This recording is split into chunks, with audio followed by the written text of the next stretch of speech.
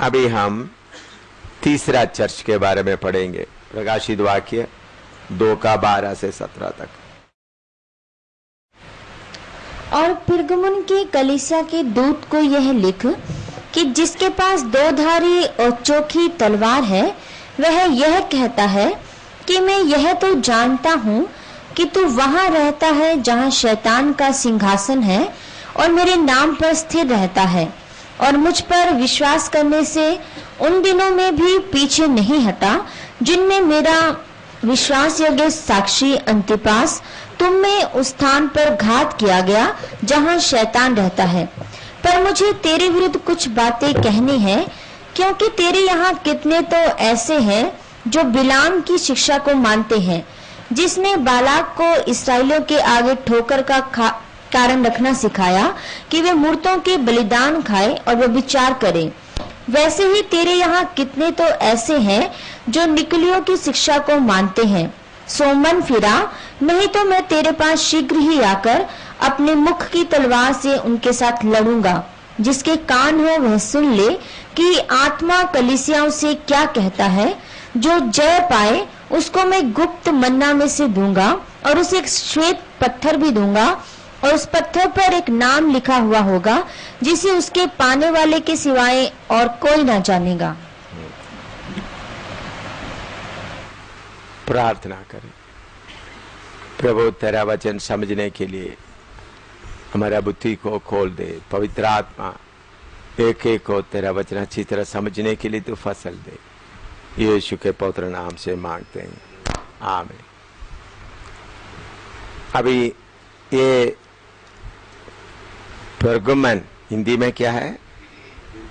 परगमन, हाँ, परगमोस, अंग्रेजी में परगमोस कलीसिया। इस कलीसिया के बारे में थोड़ा सा इतिहास भी लंबा चौड़ा है, और इधर में जो कार्य होता है, क्योंकि यीशु मसीह के कलीसिया को शारीरिकता में ले जाने में बहुत हद तक इस कलीसिया से काम शुरू हुआ। इसका स्थान परगमस या परगमन, परगमोस, हिंदी में परगमन। ये स्मिर्ना से करीबन 55 माइल उत्तर पूर्व में था, north east of Smyrna, 55 miles northeast of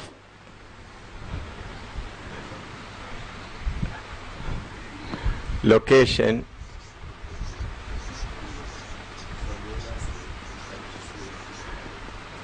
"55 miles northeast of Smyrna." North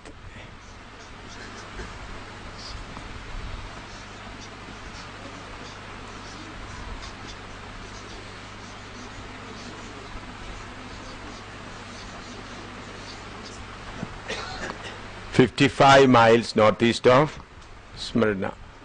ये कॉशियस रिवर के किनारे में, कॉशियस भी बोले कैकस, कॉशियस नहीं कैकस, कैकस रिवर, कॉशियस नहीं caucus, caucus river, CAICUS, caucus river. Caucus river के, क्योंकि पुराना शहर का, पुराना समय का हर बड़े बड़े शहर नदी के किनारे में रहते थे, क्योंकि और नदी के द्वारा ही ट्रांसपोर्टेशन चलता था। Caucus river.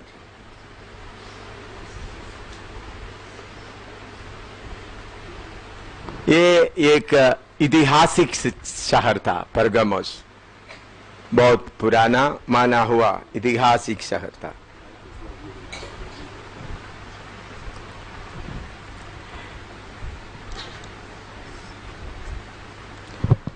आप सबको इतिहास से मालूम है, जब सिकंदर बादशाह मरा तो उनका साम्राज्य को 4 हिस्सा में बांटा था।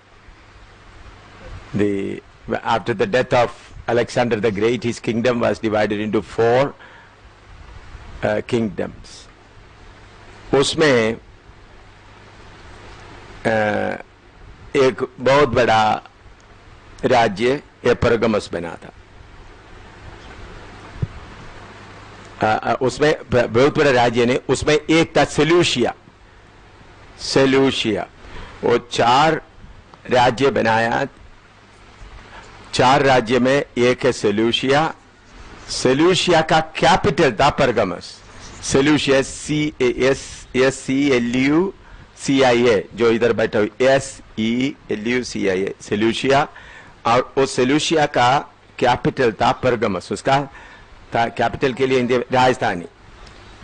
फ्रॉम BC 282, BC 282 से कब से ये बना? BC 282। सेल्यूशिया को, ये सेल्यूशिया का कैपिटल, ये जब अलेक्जेंडर राजा मर गया तो उन्होंने BC 282 में 4 राज्य में बांटा। 4 राज्य में बांटा तो उस समय में सेल्यूशिया उसमें से एक पार्ट था, मेजर। उसका कैपिटल ये बने। ये सब 282 में हुआ। ये सारे घटना 282 में हुआ, या 282 से परगमस का इतिहास शुरू करके बता सकते हैं।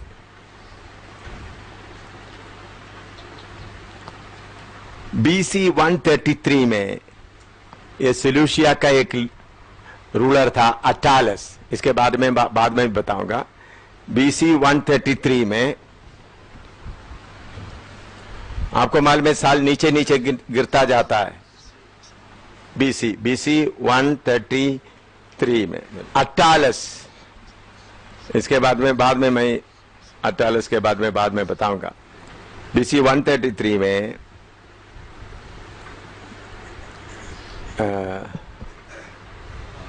अटालस, जो राजा अटालस था, उन्होंने अपना राज्य को,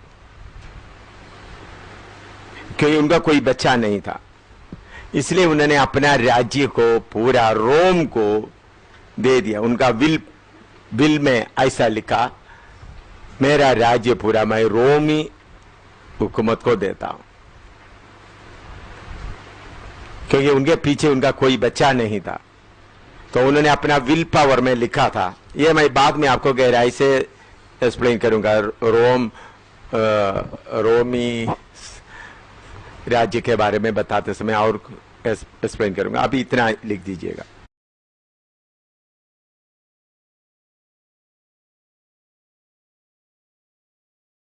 जब उन्होंने इस राज्य को रोम को दे दिया, इस शहर का नाम और बड़ा, क्योंकि रोम हुकूमत अपने हाथ में ले लिया। जब अटालस ने इस परगमस को, इस सेल्यूशिया राज्य को रोम को दे दिया, तो रोम पूरा हुकूमत अपने हाथ में लेकर इस परगमस शहर को, परगमस शहर का महत्व और बढ़ गया।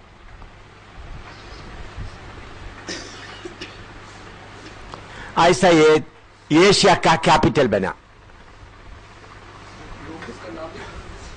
नहीं, नाम वही रह गया, लेकिन ये परगमस सेल्यूशिया राज्य पूरा किसके हाथ में आ गया?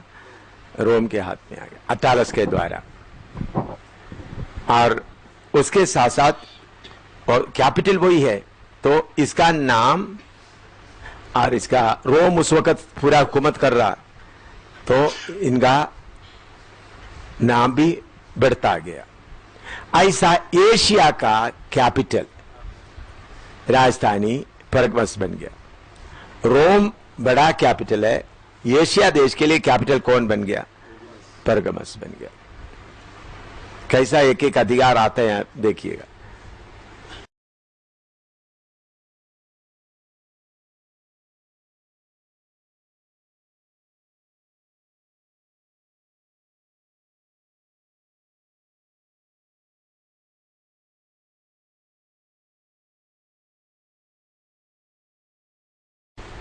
ये शपरगमस एक पहाड़ के ऊपर बनाया था, परगमस शहर, और देखने के लिए बहुत सुंदर था। उसे 15 मील दूर में था मेडिटेरेनियन सी। मेडिटेरेनियन सी के लिए हिंदी में क्या बोलते हैं? भूमध्य सागर। तो ये एक पहाड़ के ऊपर ये शहर बना था।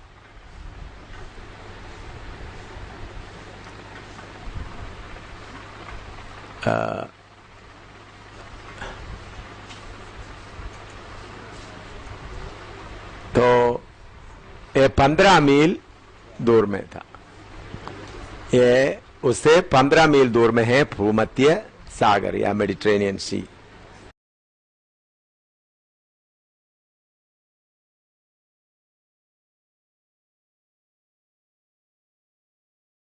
दुनिया का बहुत बड़ा लाइब्रेरी उन्हीं दिनों में अलेक्जेंड्रिया में था, लेकिन अलेक्जेंड्रिया जो इजिप्ट में, अलेक्जेंड्रिया के बाद ये लाइब्रेरी, इधर परगमस का लाइब्रेरी सबसे बड़ा लाइब्रेरी बना दुनिया का। इतिहास या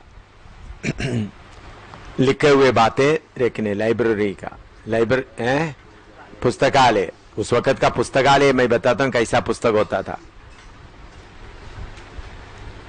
इधर में 2 लाख पार्चमेंट रोल्स थे, 2,200,000।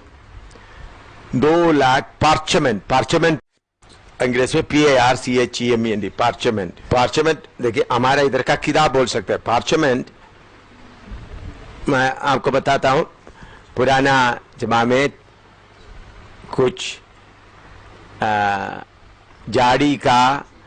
जाड़ी को लेकर उसको मार मार के उसमें उसका रस, उसका पित्त भी लगाकर क्या बनता है, पेपर जैसा बन जाता है। उसके अलावा चमड़ा निकालकर, चमड़े को भी मुलायम करके, तो उन्हीं दिनों में इसी मुताबिक का पेपर वगैरह नहीं होता था, उस पार्चमेंट के ऊपर लिखते थे, पापीरस वगैरह। पापीरस से वो कैसा था उसके बारे में और क्लियरली बताऊंगा। तो इधर में कितना था, 2,200,000 पार्चमेंट। ये पापीरस, पापीरस PAPPYRUS, पापीरस, PAPYRUS भी ठीक है, पापीरस। ये एक किस्म का जाड़ी का पित्त आप समझते हैं, पित्त को जो उसके अंदर जाड़ी निकालते वक्त आपको रस जैसा निकल आता है, उस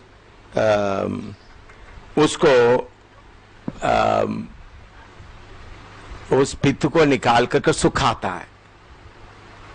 पित्त को कोई पत्ते में लगाकर क्या करता है, उसको सुखाता है। सूखने के बाद उसके ऊपर लिखता है, वो कागज जैसा बन जाते हैं। आजकल का कागज उस वक्त नहीं था।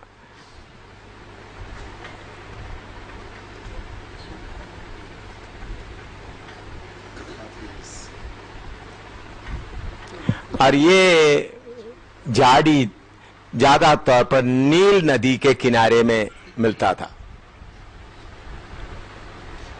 नील नदी के पापीरस का जाड़ी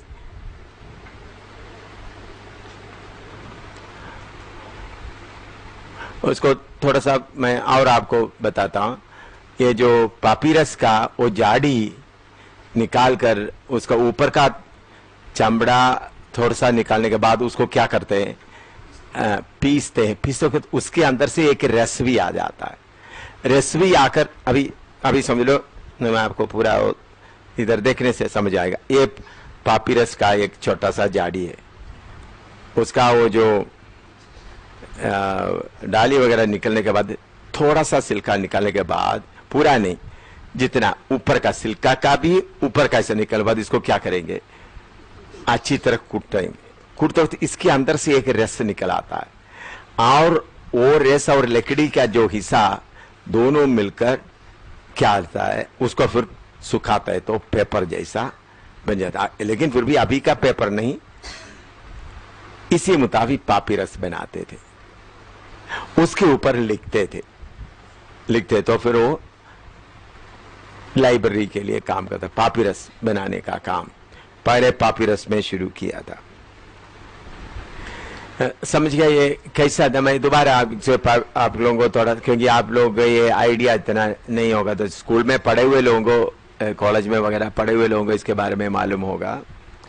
ये पत्ता समझ लो, ये पहले ये झाड़ी है, झाड़ी उसको काटते हैं, उसका डाली निकालते हैं, फिर उसका चमड़ा ऊपर से थोड़ा सा निकालते हैं, फिर इसको अच्छी तरह कूटते हैं पत्थर में। कूटने के बाद, कूटते समय इसके अंदर से एक रस भी आता है, वो भी वो कूटने के साथ इकट्ठा क्या हो जाता है, मिल जाता है। फिर उसको जैसा आप रोटी बेलते हैं उसी मुताबिक बेलते हैं। बेलने के बाद उसको साइज में काटते हैं, काट कर पहले इसको ऐसा कर बेलते हैं और सुखाते हैं, फिर उसको काट कर फिर ऐसा फिर साइज, पेपर का साइज जैसा चाहिए पेपर का साइज में काट कर फिर उसको स्टिच करता है। लेकिन इतना आसानी नहीं है। ये था पहला कागज। आप लोग को पढ़ा हुआ लोग भी इसके बारे में आपको अपना कॉलेज में, स्कूल में पढ़े होंगे। पापिरस कैसा पहला पेपर आया था, इसी के ऊपर लिखते थे। तो इसमें काफी टाइम लगता है, पहले ये झाड़ी निकालना, फिर उसको धूप में डालना, फिर उसके ऊपर बहुत करते करते उसको जितना उसके ऊपर मेहनत करता है उतना अच्छा लगता है। फिर उसको बाइंडिंग करते, लेकिन फिर मोटा मोटा होता है, बहुत आराम से, इतने इजी से उसको क्या नहीं कर सकता है, फोल्ड नहीं कर सकता, ऐसा करने से पूरा टूट जाएगा। उसके ऊपर लिखते थे।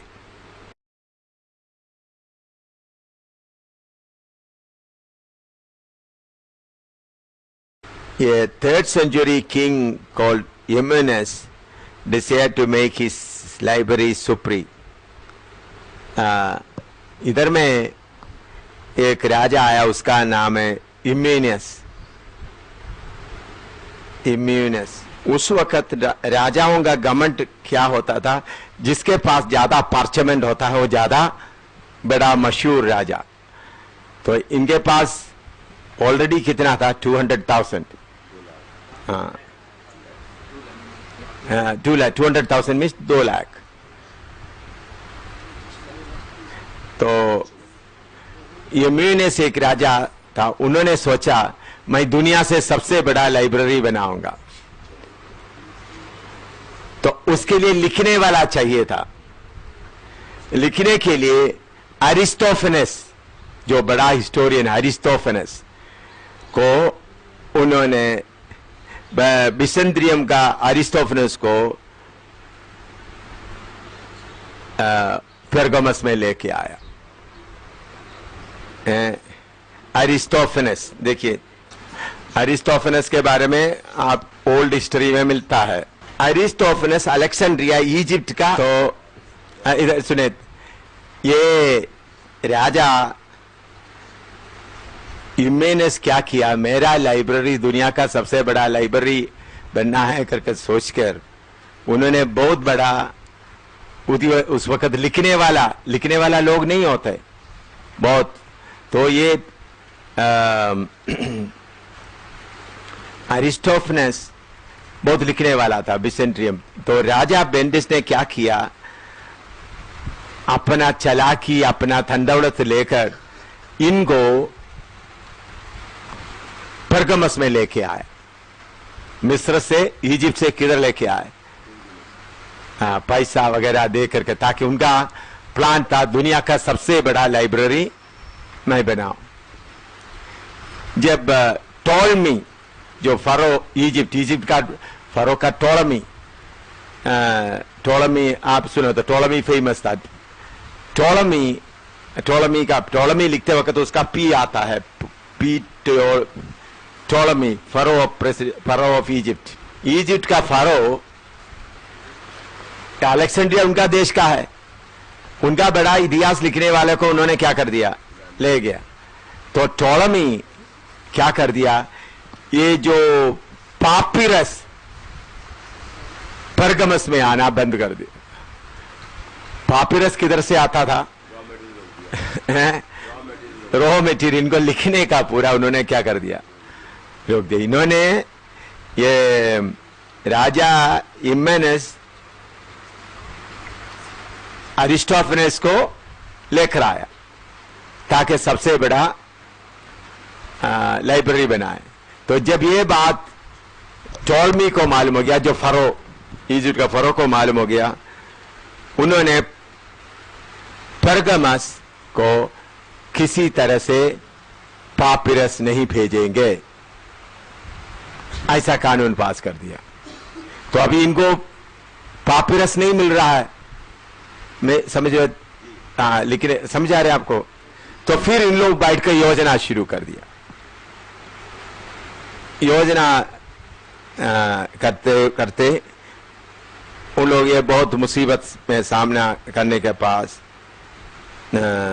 फिर उन लोग जानवरों को चमड़ा निकालकर उसको बहुत नरम नरम नरम नरम करके पार्चमेंट बनाया, वेल्लम, उसको वेल्लम भी कहते हैं, पार्चमेंट। ये सब थोड़ा आपको याद रहने से अच्छा है। टॉलमी का बात आ गया, टॉलमी वगैरह फेमस लोग हैं, ये अरिस्टोफेनेस वगैरह सब फेमस लोग हैं। ये जानवरों का स्किन निकालकर मार के उसको पॉलिश वगैरह करके बनाना शुरू किया। ऐसा पापिरस के बाद पार्चमेंट वेल्लम या जानवरों का चमड़े से वो जब ऐसा निकला पार्चमेंट से, अच्छा उसको रोल कर सकता था। दूसरा क्या नहीं कर सकता था?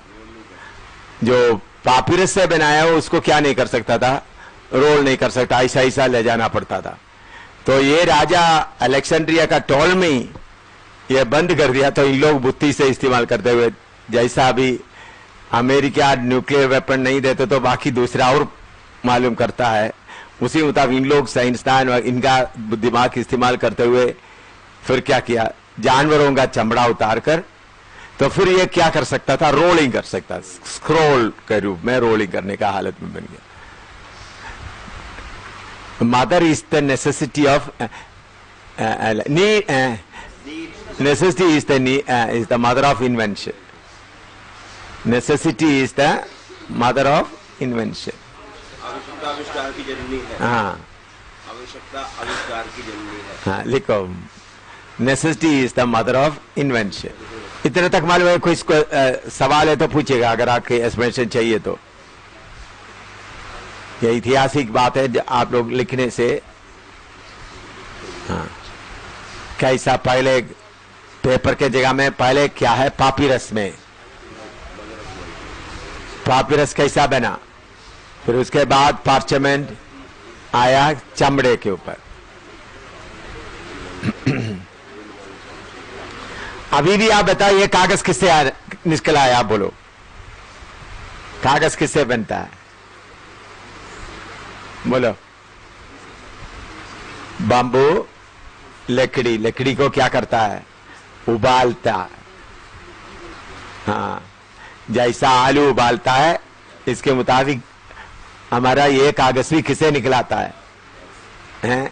जैसा आलू उबालता है, बड़ा पेपर में फैक्ट्री में जाकर देखो, लकड़ी, बांबू, बांस का और दूसरा किस्म का लकड़ी को उबालकर फिर उसको आप लोग आलू को उबालकर सिल्का निकालने के बाद क्या बनाता है? कुछ पराठा वगैरह, हाँ पराठा, आलू पराठा बनाते हैं। उसी मुताबिक ही यही कागज ऐसा ही निकला था। अभी भी कागज किससे निकलता है? ये जो हमारे हाथ में जो कागज है वो भी लकड़ी का निकला आया हुआ है। लकड़ी नहीं है तो कागज नहीं आएगा।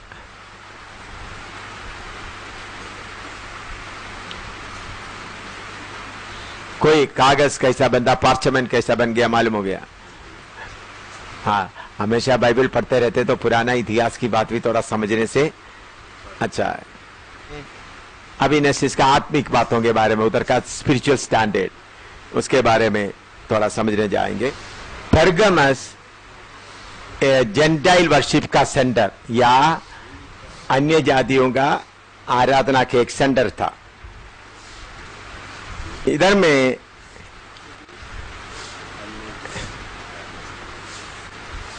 एक बड़ा मंदिर था जिसको अथेने कहते थे। अथेने एक मंदिर था, अथेने।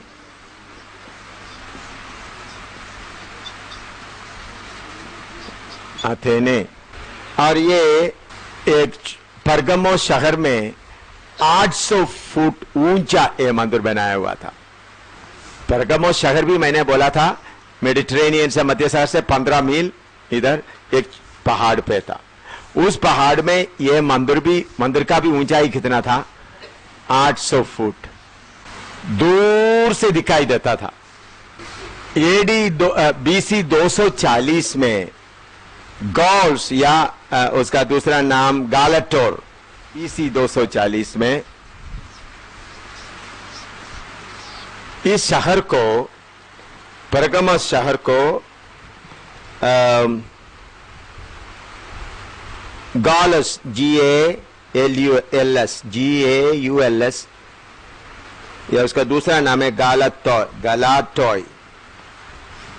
राजा का नाम है गलाटोय, और उसका नाम का उनको दूसरा भी एक नाम है गॉल, GAULS।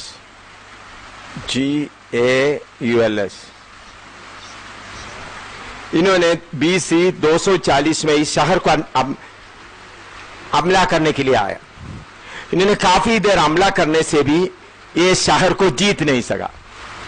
इसलिए उधर में गॉडेस स्वीयस, जो अथेने मंदिर में उनका मूर्ति था, गॉडेस स्वीयस। अथेने मंदिर में कौन सा था? अथेने मंदिर का ऊंचाई था 800 फीट। उसके अंदर में था गॉडेस स्वीयस, ठीक है ना। उधर का देवता का नाम क्या था? स्वीयस। मंदिर का नाम क्या था? अथेने। वो पहाड़ पर कितना फुट ऊंचाई पर था? 800 फुट। तो ये राजा आकर हमला किया। इतना हमला करने से वो शहर जीत नहीं सका। तो इसलिए इन लोग बोला स्वीयस देवता का शक्ति के कारण वो राजा हमको जीत नहीं सका। इसलिए उन लोग उस मंदिर के सामने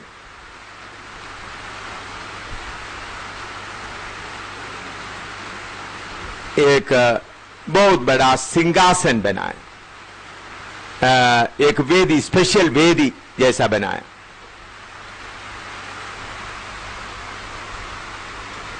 अभी आप लोग ये थोड़ा अच्छी तरह से इसमें, तो ये बात आपको अच्छी तरह समझना है, लिखने तो,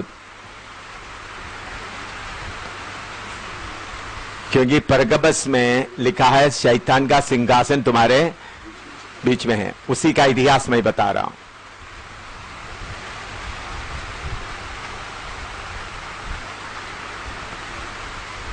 लिखते पहले एक बार आप सुन लीजिएगा। ये जो राजा इस शहर को हमला करने के लिए आया तो शहर को कब्जा नहीं कर सका। तो उन लोग बोलने लगा, हमारे मंदिर, अथेने मंदिर में जो स्वीयस देवता है, उनके शक्ति के कारण राजा हमको जीत नहीं सका। तो इसलिए उन लोग 40 फुट ऊंचा एक बड़ा प्लेटफॉर्म बनाकर एक वेदी बनाए।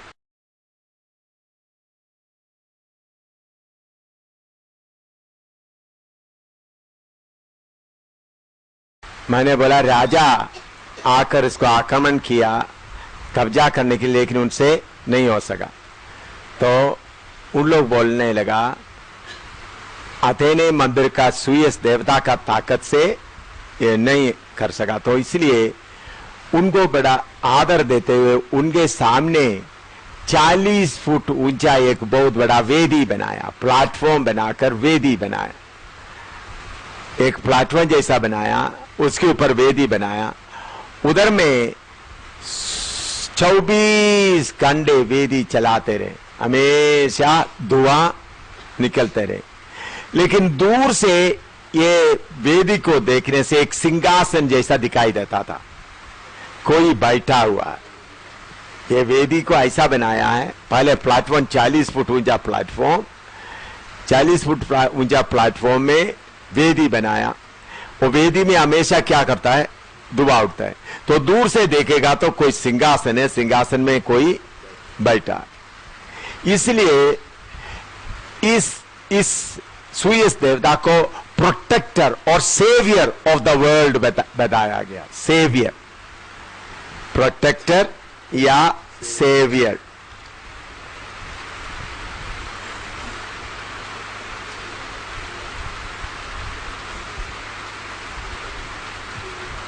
प्रोटेक्टर या सेवियर। इसलिए यीशु मसीह के बारे में भी दुनिया का उद्धारकर्ता, प्रोटेक्टर, सेवियर, यीशु के लिए भी सेवियर का नाम आने का काम क्या है? उस वक्त पहले सेवियर, प्रोटेक्टर, सेवियर के लिए हिंदी में क्या बोल सकते हैं? बचाने वाला। ये बचाने वाला नाम कहां से आया? किससे बचाया उन्होंने? ये राजा गालट से बचाया। देखिए एक एक शब्द कैसा आता है। तो उनसे बचाया, तो इसलिए उनको पूरा एशिया का बचाने वाला बन गया। ये कौन? सूयस देवता।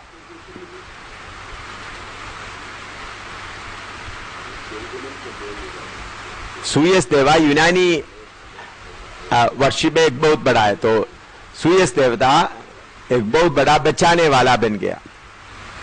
इस सूयस के साथ साथ उधर में परगमस देवता भी खड़ा हो गया। दूसरे एक देवता भी साथ खड़ा हो गया, उसको बोलते हैं परगमस देवता, डाइटी ऑफ परगमस। पहले सूयस देवता था, उसके साथ कौन खड़ा हो गया? परगमस देवता। तो परगमस देवता बहुत लोगों को चंगा करना शुरू किया। परगमस देवता। तो इस परगमस देवता को ग्रीक में एक नाम दिया गया है, असलीपियोस। सूयस देवता के साथ साथ दूसरा देवता कौन आया? परगमस देवता, डाइटी ऑफ परगमस। उस परगमस देवता को असलीपियोस कहना शुरू किया। अस्कलीपियोस, अस्कली,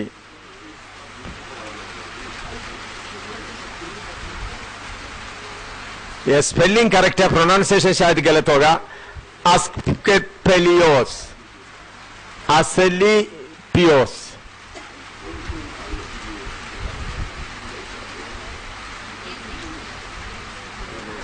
और इसका रूप एक सरपंच का था, एक सांप का था।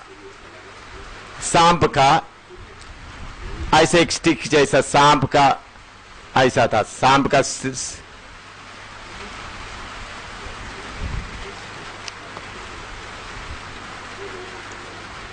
इसको भी रक्षका या सेवियर कहते थे।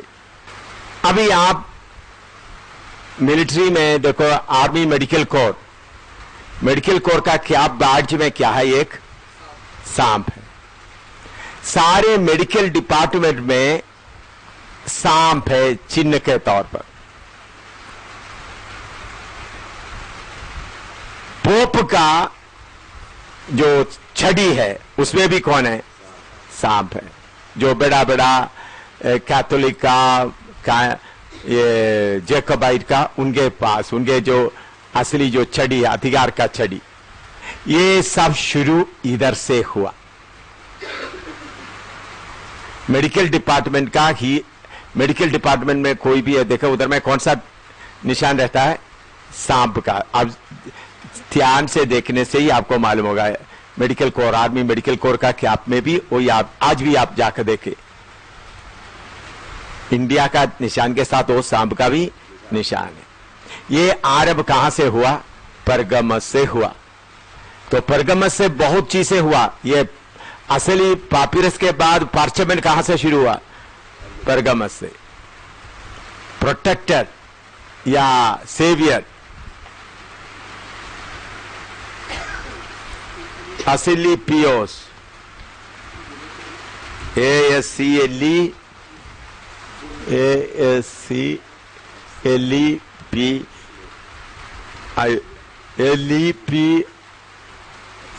LEPIOS, असली पियोस।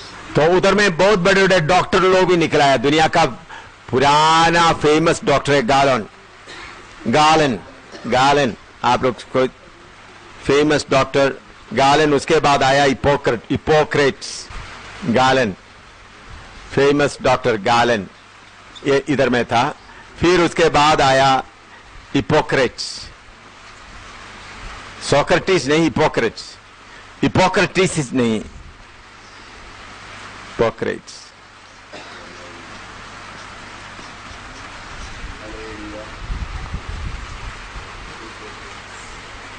Hippocrates famous doctor.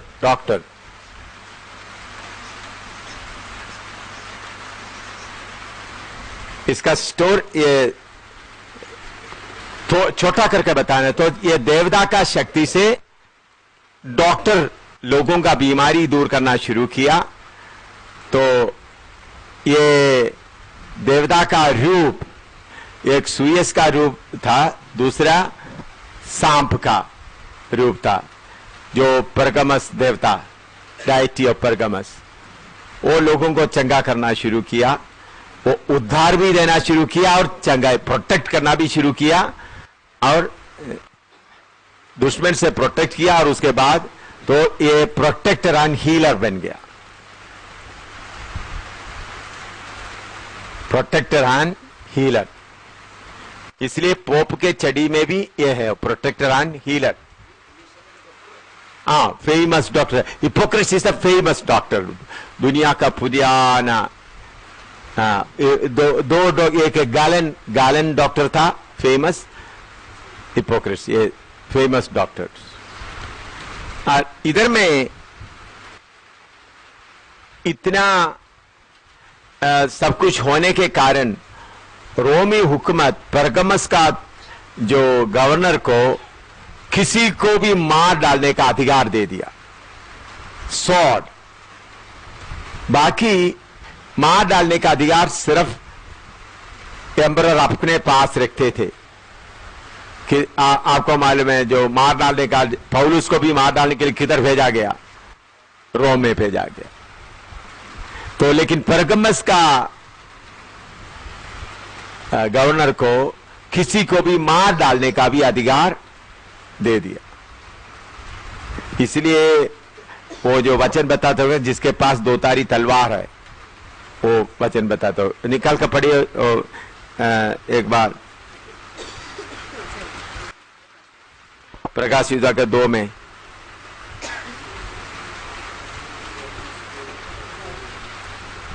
दो का 12 से थोड़ा पढ़िएगा। और पिरगमुन की कलीसिया के दूत को यह लिख कि जिसके पास दो धारी और चोखी तलवार है। हाँ, दो धारी और चोखी तलवार है। तो तलवार अभी किसके पास भी था? उधर का गवर्नर के पास भी। वो गवर्नर किसके नाम पे राज्य करता था? रोम का। उनको काट डालने का अधिकार था। गवर्नर को सम्राट ने दिया। हाँ, रोमी सम्राट ने ये परगमस शहर का गवर्नर को अधिकार दे दिया, तुम तलवार। तो उनके अधिकार में पास, उनके पास में हमेशा एक तलवार रहता था, वो मार सकता है। ये अधिकार सबको नहीं मिलता था।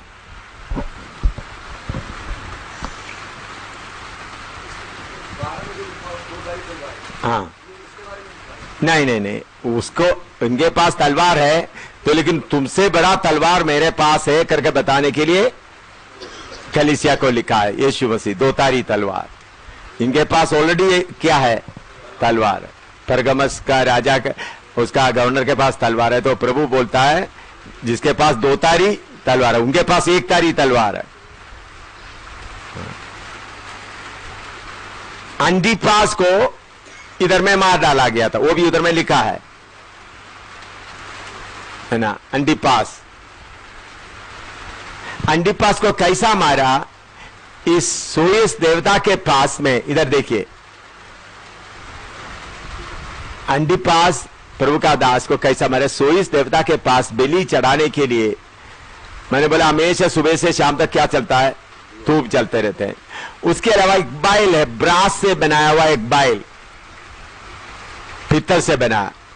उसका पेट क्या करता है? खोलकर उसके अंदर आदमी को रखकर नीचे से क्या करता है? उसको आग से जला देते। और लोगों को ऐसा अंडीपास को कैसा मारा? ब्रास सा पित्तल का एक बहुत बड़ा बैल को बना के रखा हुआ है और उसका पेट खोलकर उसके अंदर आदमी को रखते हैं। फिर उसका नीचे लकड़ी, उसके अंदर ही लकड़ी लोगों को दिखाई नहीं देता, लकड़ी जलाकर उसको क्या करता है? गरम कर देते। गरम करके वो पूरा क्या हो जाता है? जल जाता है। ऐसा अंडीपास को मार दिया था।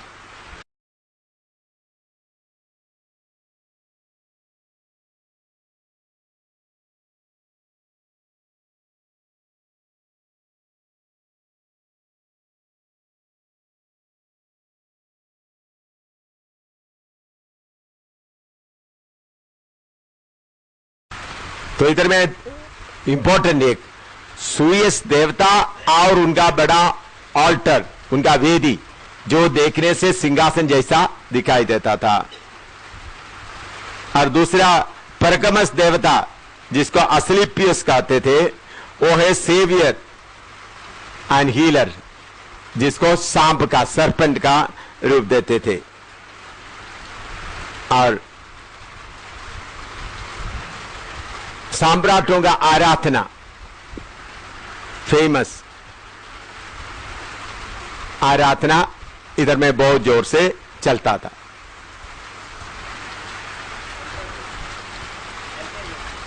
एम्परर वर्शिप बाद में मैं एक्सप्लेन करूंगा। और दूसरा, दुनिया में सेवियर, या हिंदी में उसके लिए क्या वर्ष होता है? बचाने वाला। बचाने वाले का शब्द भी इधर से आरंभ हुआ। और चंगाई देने वाला, इलाज करने का, वो भी इधर से आरंभ हुआ।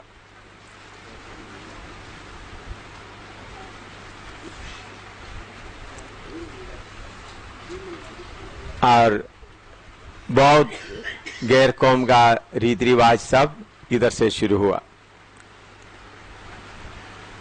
इधर में शैतान का एक सिंहासन है, उसके बारे में भी लिखा पड़ेगा, परगमस कलीसिया के बारे में, उसका दूसरा अध्याय से पढ़िएगा।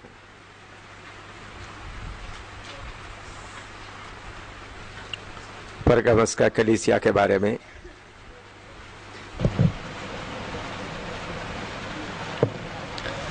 और पिरगमुन की कलीसिया के दूत को यह लिख कि जिसके पास दो धारी और चोखी तलवार है, जिसके पास दो धारी और चौकी तलवार है। उधर का गवर्नर के पास भी एक तलवार है मार डालने का। हाँ, वह यह कहता है कि मैं यह तो जानता हूँ कि तू वहाँ रहता है जहाँ शैतान का सिंहासन है। हाँ, तू वहाँ रहता है जिधर शैतान का सिंहासन।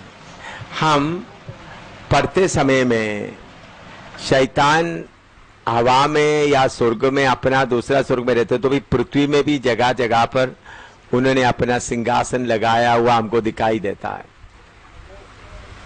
अपना अड्डा बनाया हुआ। तो परगमस में उनका अड्डा बनाया होता है, इसलिए बोलता है उधर शैतान का सिंहासन है। यह सिंहासन का बैकग्राउंड भी मैंने आपको बताया। सूयस देवता के सामने एक बहुत बड़ा प्लेटफॉर्म बनाया था, उसके ऊपर एक वेदी, वेदी में 24 घंटे धूप निकलते, धुआं निकलते रहते थे, लगातार बलि चढ़ाते थे। दूर से देखने से एक सिंहासन में एक आदमी बैठा हुआ दिखाई देता था, इसलिए बोलते हैं शैतान का सिंहासन। और चंगाई का जो सांप, जो निशान, वो भी इधर से शुरू हुआ है। आज भी आप देखें, पोप का पास में एक छड़ी है, जिसको लेकर वो चलता है, वो छड़ी के ऊपर में क्या है, वो सांप का निशान आप देख सकते हैं। अब कितने लोग देखा है छड़ी के, वो छड़ी में वो, हाँ आपने देखा है ना, हाँ छड़ी में वो सब पास्टर किसको भी बता रहे हैं, क्योंकि वो भी उधर में फादर बनकर रहा है। बिशप की लाठी में भी होता है। हाँ, बिशप की लाठी में भी होता है। बिशप और सबके, बिशप के लाठी में है, और मेट्रोपोलिटन का लाठी में है, जैकबाइट का बिशप का, सबके, जैकबाइट का मेट्रोपोलिटा, उन सबके ऊपर पास में ये रहता है। वो चंगाई का साथ, और दूसरा रक्षा करने वाला।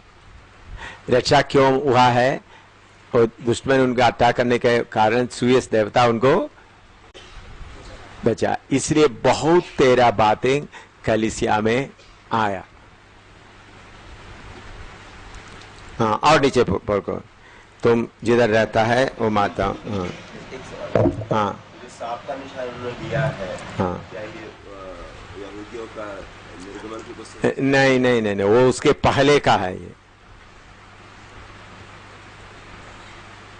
सांप का निशान किधर से लिया हुआ है, ये यहूदी लोग आने के पहले का है।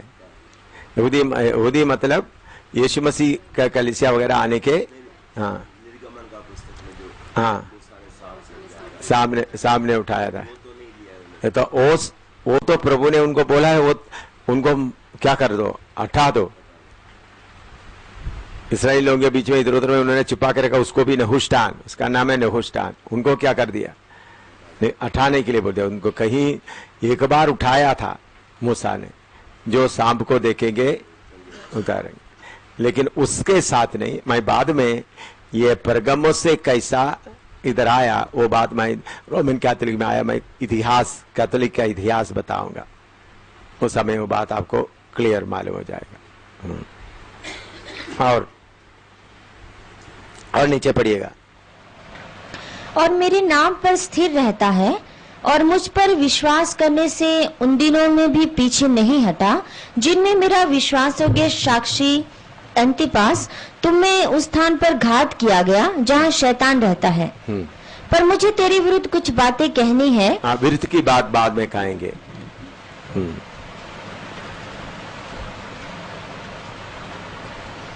शुरू से और पढ़िएगा।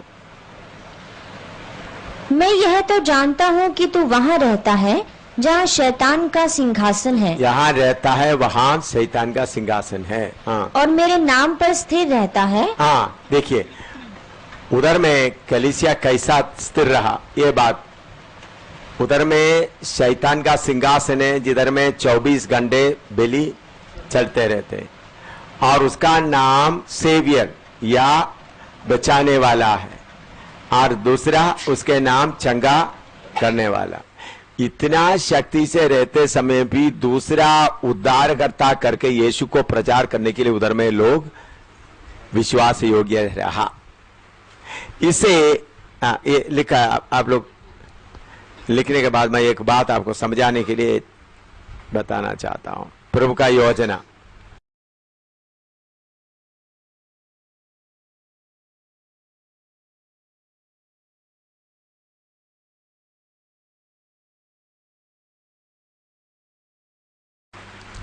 हमेशा ये याद रखें, हमारा सर्वशक्तिमान परमेश्वर का योजना बहुत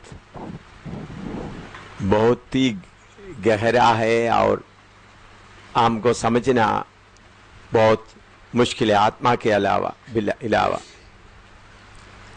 शद्रक मेशक अबेदनगो को प्रभु कहां तैयार किया? शैतान की सिंहासन के जगह में। उस वक्त बाबेल में सारे लोग मूर्ति पूजा के पीछे चले गया तो 3 बालक शद्रक मेशक अबेदनगो और दानिएल वो किधर प्रभु ने उनको संभाल कर रखा? शैतान की अंधेरी कोठरी में, शैतान के सिंहासन के जगह में। यह है परमेश्वर का योजना। इधर भी परगमोस शैतान का सिंहासन है, उधर बाकी उधर में दुनिया का रक्षा करने वाला, बचाने वाला करके सुयस देवता को खड़ा किया है। परगमस देवता चंगा करने वाला, इनके बीच में यीशु का नाम लेकर खड़ा होने के लिए प्रभु ने उधर के लोगों को क्या किया है? खड़ा किया है। इससे हम क्या मालूम कर सकता है बोलिएगा? जिसको खड़ा होने का मन है उनको प्रभु क्या करेगा? खड़ा करेगा। शैतान का जोर को देकर नहीं। शद्रक में से अबेदनगो को बोला हम अपने आप को अपवित्र नहीं करेंगे। उनको मन था, प्रभु ने उनको उधर खड़ा किया।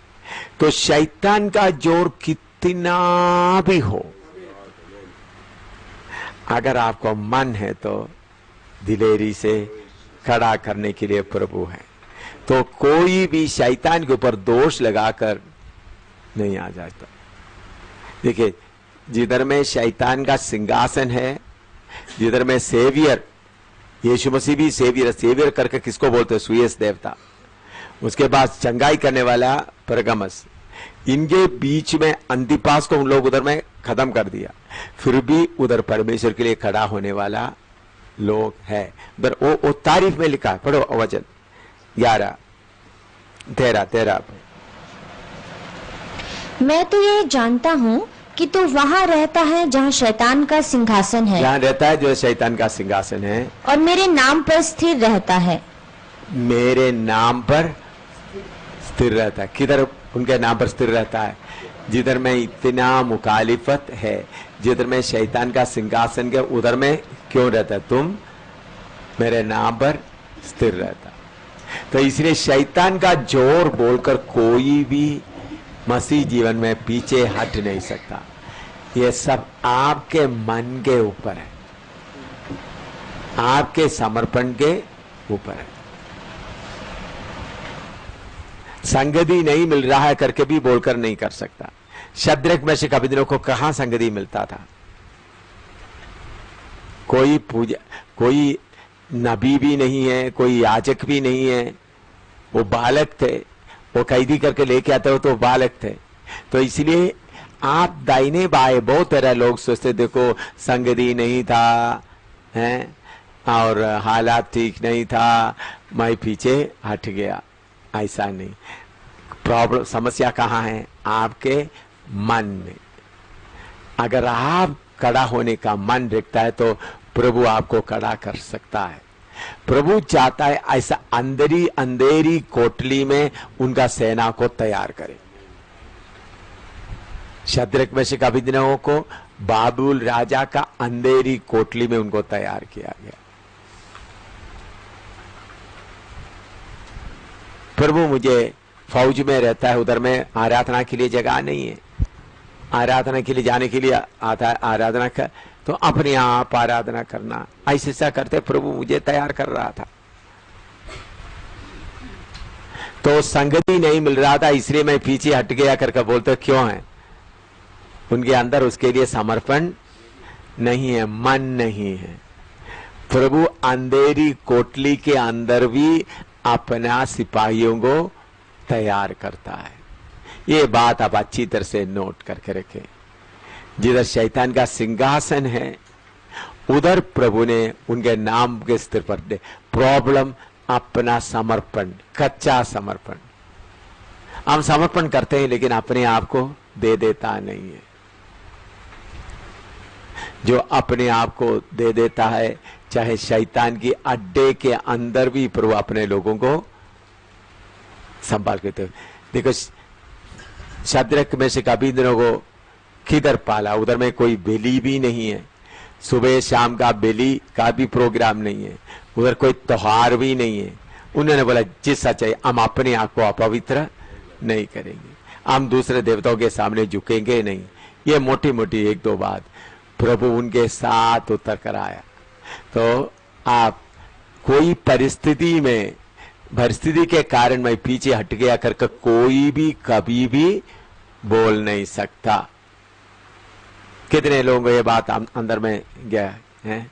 कोई ये नहीं बोलना मुझे परिस्थिति के कारण नहीं। हमारा परमेश्वर अंधेरे कोठली में भी जिसके अंदर मन है उनको खड़ा करने वाला है। हालेलुया। आपको दूसरों का संगति नहीं मिलेगा तो पिता पुत्र पवित्र आत्मा का संगति आपको मिलता रहेगा। पद्मोस टापू में यूहन्ना को कौन संगति दे रहा है? पिता पुत्र पवित्र आत्मा, अकेला में रहते समय में। हाँ, और उसके आप 13 दोबारा पढ़िएगा।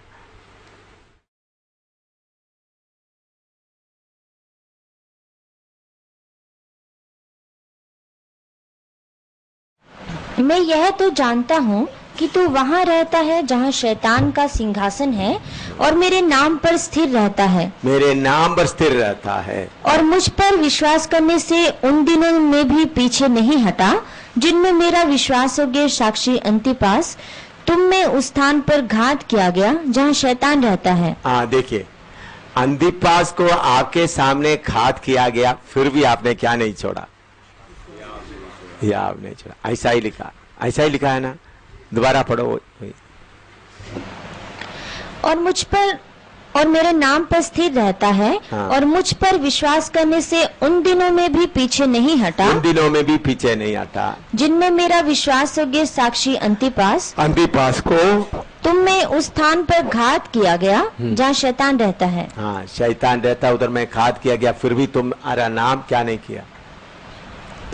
तो इसलिए मेरे प्यारों, संगति या बाकी लोग मुझे देखभाल करने के लिए नहीं है, इसलिए मैं प्रभु में आगे बढ़ा नहीं करके कोई भी नहीं बोल सकता है। अगर आपको समर्पण है, आपको मन है, तो चलाने के लिए प्रभु हमेशा साथ है। इधर उनको मार डाला गया, फिर भी तुम क्या किया? विश्वास योग्य बना रहा। उनका सीक्रेट क्या है? मेरा नाम पर स्थिर रहता है। तो प्रभु के नाम पर हम स्थिर रहना, उसके बारे में आपको कोई सिखाने का जरूरत है? चाहिए तो दो बार जल्दी थोड़ा लिखिएगा। क्यों? एफएसी 1 का 20 से 22 तक पढ़िएगा। एफएसी 1 का 20 से 22। जो उसने मसीह के विषय में किया कि उसको मरे हुए में से जिलाकर स्वर्गीय स्थानों में अपनी दाहिनी ओर। हाँ, प्रभु यीशु मसीह को जिलाकर स्वर्गीय स्थान में अपना पिता की दाहिने ओर लगाया, और सब प्रकार की प्रधानता और अधिकार और सामर्थ और प्रभुता के और हर एक नाम के ऊपर जो न केवल इस लोक में पर आने वाले लोक में भी लिया जाएगा बिठाया। हाँ, और सारे नाम के ऊपर उनको बिठाया। हाँ, और सब कुछ उसके पांव तले कर दिया। सब उसके पांव के तले कर दिया। और उसे सब वस्तुओं पर शिरोमणि ठहराकर सब वस्तुओं का शिरोमणि ठहराकर कलीसिया को दे दिया। हाँ, यह उसकी देह है और उसकी परिपूर्णता है, जो सब में सब कुछ पूर्ण करता है। हाँ, वो उसका देह है, उसका परिपूर्ण। इधर देखिए, यीशु मसीह के नाम पर स्थिर रहना। कैसा एक व्यक्ति स्थिर रह सकता है? जब तक वो बात उनके जीवन में, उनके मन के अंदर अच्छी तरह पूरी तरह से नहीं बैठते। यीशु के बारे में कहता है, उनको मरे हुए में से जिलाया, सबके ऊपर शिरोमणि ठहराया, सारे अधिकार उनके ऊपर, उनके पास दिया गया है। अब सबको उनके अधीन में कर दिया, और अधीन में करके कलीसिया को दे दिया। देखिए, हमारा स्थान हम समझना, प्रभु को कितना ऊंचा करके दे दिया, मरियों में से जिंदा करके दे दिया, और उसके अलावा सब अधिकारों के ऊपर। पढ़िएगा उसके 21 एफएसी 1 का 20 पहले पढ़ो। जो उसने मसीह के विषय में किया कि उसको मरे हुओं में से जिलाकर स्वर्गीय स्थानों में अपनी दाहिनी ओर सब प्रकार की प्रधानता और अधिकार और सामर्थ और प्रभुता के और हर एक नाम के ऊपर जो न केवल इस लोक में पर आने वाले लोक में भी लिया जाएगा बिठाया। हाँ, देखिए, यीशु मसीह को सब नामों के ऊपर नाम देकर स्वर्गीय स्थानों में पिता के दाहिने ओर रख दिया, सारे अधिकार को उनके नीचे लाया। और सब कुछ उसके पांव तले कर दिया। और उसे सब वस्तुओं पर शिरोमणि ठहराकर कलीसिया को दे दिया। इधर देखिए, देखो मेरे प्यारे, ये बात आप लोगों को थोड़ा सा मैं चाहता हूं आपका दिल में बैठ जाए। सब लिखना छोड़ करके इधर लिखे, अर्जेंट लिखे तो लिखो। प्रभु पिता परमेश्वर ने प्रभु यीशु मसीह को मरे हुओं में से जिंदा करके सब अधिकार के ऊपर लेकर के सारे चीज का शिरोमणि बनाकर उनको हमको दे दिया। 21वां 22वां पद में पढ़िए, सारे बात उनके पांव के नीचे करके। और सब कुछ उसके पांव तले कर दिया। और उसे सब वस्तुओं पर शिरोमणि ठहराकर कलीसिया को दे दिया। सब वस्तुओं को शिरोमणि ठहराकर कलीसिया को दे दिया। इसमें कितना गहराई है बोलो, मेरी बात आपको समझ आया? कलीसिया को दिया हुआ मसीह, यीशु मसीह कलीसिया का सिर, हम उनका शरीर, तो सबके ऊपर बनाकर हमको दे दिया।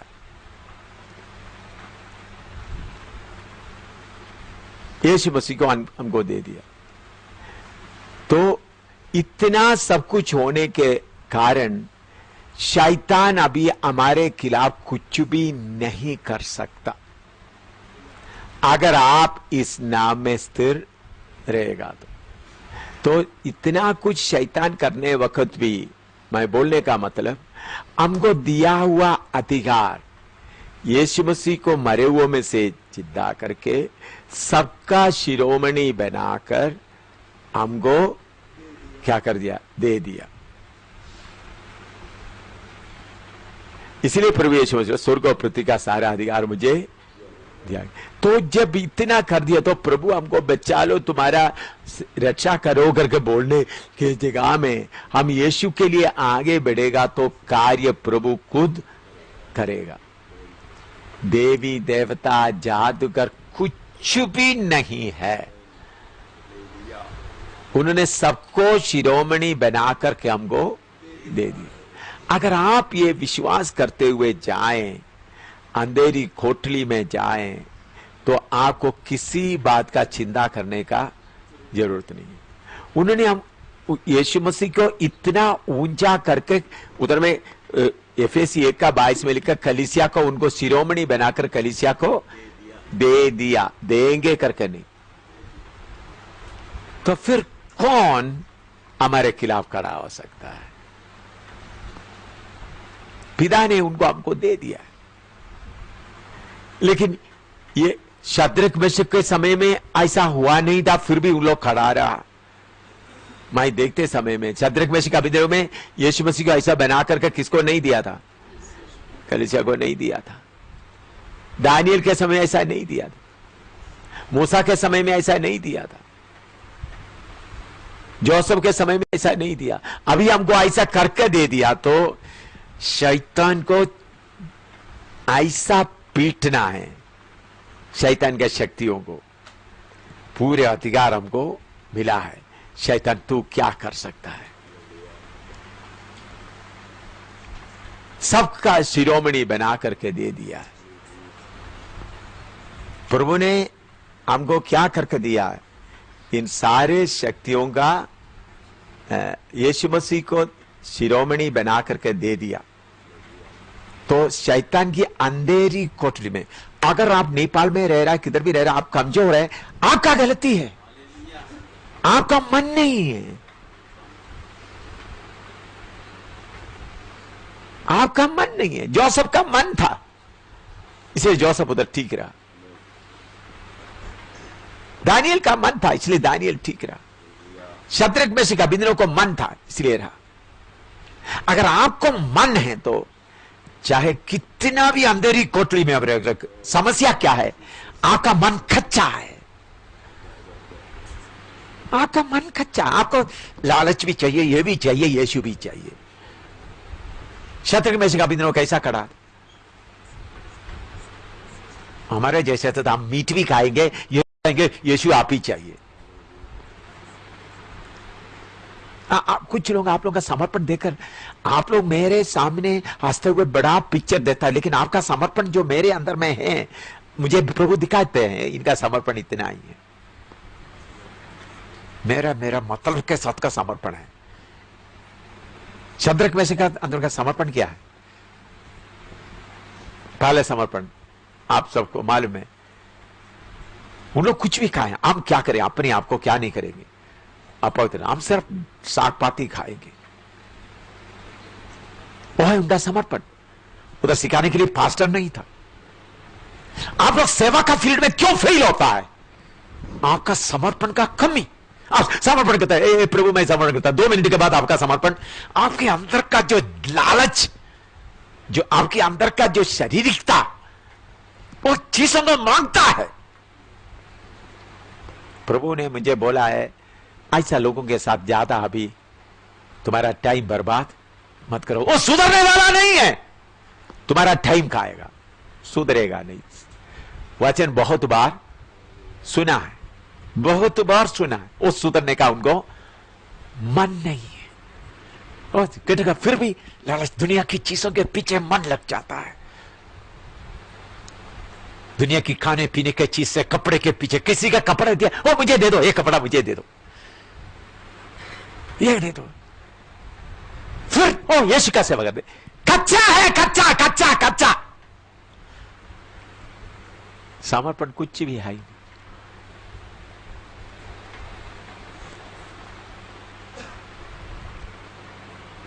अगर आपका चारों तरफ का वातावरण कितना भी खराब क्यों ना हो, अगर आपको मन है तो क्या कर सकता है? कच्चा समर्पण। आप समर्पण करता है, फिर भी आपके अंदर और लालच पड़ा हुआ है, खाने का, कपड़ा पहनने का। किसी का कपड़ा देगा, अच्छा तो वो मुझे दे दो, मुझे अच्छा लगता है। क्यों? क्यों है वो? मन क्यों आता है? हमको लोग सिर में रखने से भी नहीं चाहिए बोलता है, तो आप बोलते हैं अच्छा लगता है, मुझे दे देगा। क्यों? तुम्हारा समर्पण कच्चा है। तुम्हारे अंदर का जो मरा हुआ दिखाता है, मरा नहीं।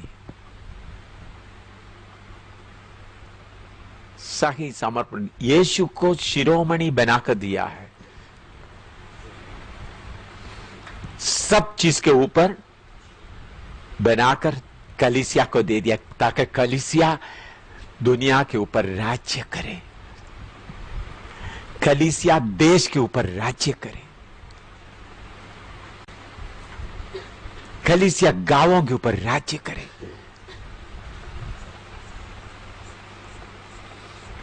प्रभु ने जो कुछ करना कर दिया, लेकिन फिर भी आपका कच्चा, थोड़ा प्रार्थना करने का मन है तो करो। आप लोगों का कच्चापन,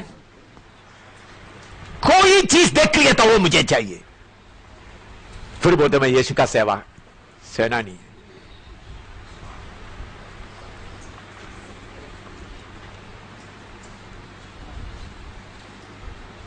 शद्रक वैसे कहो तो क्या बोलता, हम अपने आप को अपवित्र नहीं करेंगे, हमारा लक्ष्य है। क्यों लड़ाई जीता नहीं है? तुम्हारा समर्पण कच्चा है, मन से लालच हटा नहीं है।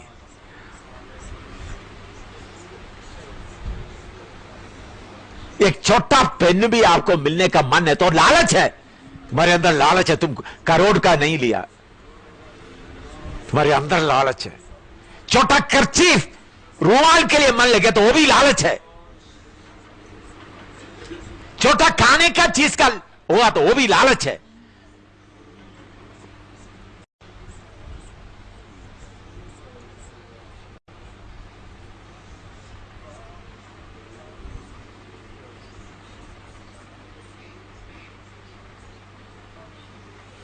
प्रभु इससे दुखी होता है। अंधेरी कोठरी में प्रभु अपना सिपाहियों को खड़ा करता है, लेकिन तुम्हारा कच्चा समर्पण, तुम्हारे नाम के वास्ते का समर्पण। मैं अभी ऐसा लोगों के साथ ज्यादा टाइम बर्बाद नहीं करूंगा, क्योंकि तुम्हारे साथ टाइम बर्बाद करने से कोई फायदा है ही नहीं, फायदा नहीं है।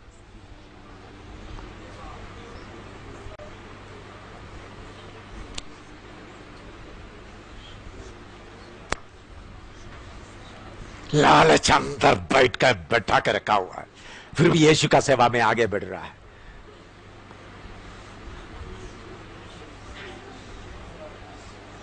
इन चीजों के ऊपर का मन हटता नहीं, खाने की चीज का, पहनने का चीज का।